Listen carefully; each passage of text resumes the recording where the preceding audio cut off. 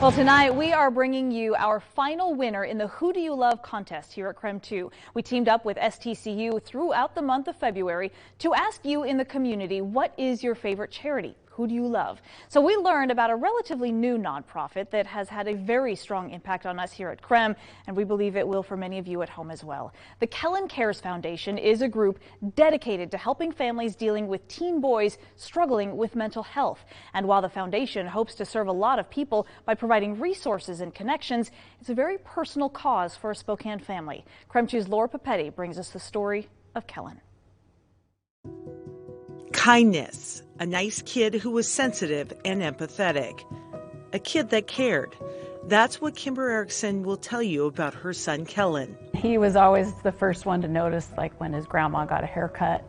He just was, in tune to that kind of stuff. And there was that great smile, the one you see here in his senior photo. What you can't see in the picture is the fear, confusion, and sadness that started to take over just months before graduating high school. The anxiety just turned into more of a depression, and he didn't want to go out, he didn't want to see his friends, he didn't want to talk to anybody. He said he didn't even have words to speak. Kellen Erickson was that kid, the one who appeared to have it all.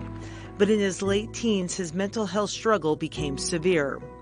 His family sought counseling and fought for answers, anything that would soothe their son. I was sleeping in his room at night on the floor because he was so scared during that time, and it's heartbreaking. Kellen kept much of his mental health challenges to himself, feeling like he was the only one, the only person who knew what was going on inside his head.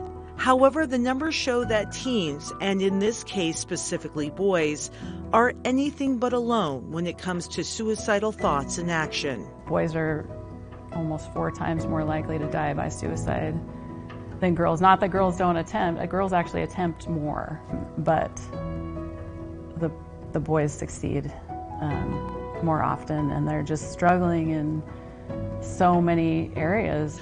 According to the National Institute of Mental Health, suicide is one of the leading causes of death for young people ages 10 to 24.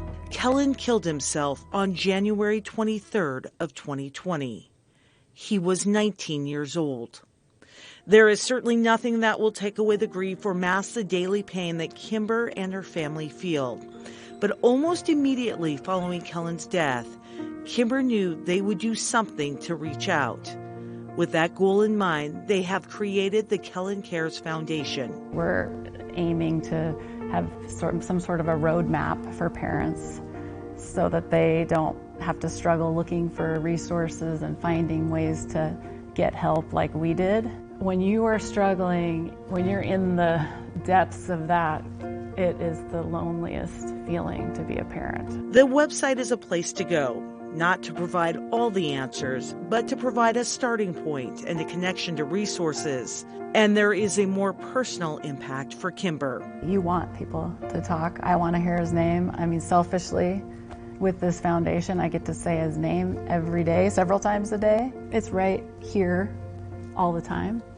That doesn't go away, but it is nice to have people tell me they have a memory of him, or I love that. Love it.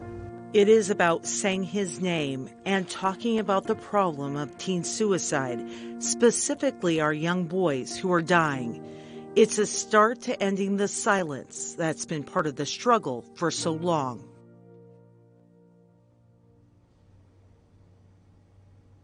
So STCU is awarding $1,000 to Kellen CARES just to help continue the work of helping our teens and families who are in crisis. Also, our KREM 2 general manager and his family now matching that donation and encouraging anyone who can donate to KellenCares.org to please do so.